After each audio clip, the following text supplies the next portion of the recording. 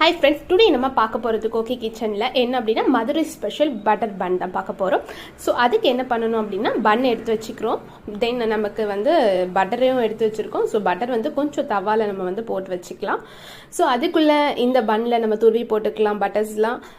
இது ஸ்லைசியா இந்த பன் வந்து நல்ல ஸ்லைசியா இருக்கணும். சோ அதே போல அந்த பட்டர் வந்து வெட்டி அதுக்குள்ள வந்து நம்ம வந்து கொஞ்சம் லைட்டா 1 ஸ்பூன் ஆஃப் த சுகர் வந்து நம்ம லைட்டா வந்து வச்சுக்கலாம்.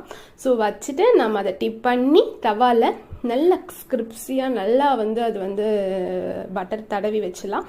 தென் இதுக்கு மேலே நம்ம ஒரு 2 ஸ்பூன் வந்து மில்க் வந்து நம்ம ஆட் பண்ணிக்கலாம். ஸோ அந்த crispy Madurai special butter bun நமக்கு கிடைக்கும்.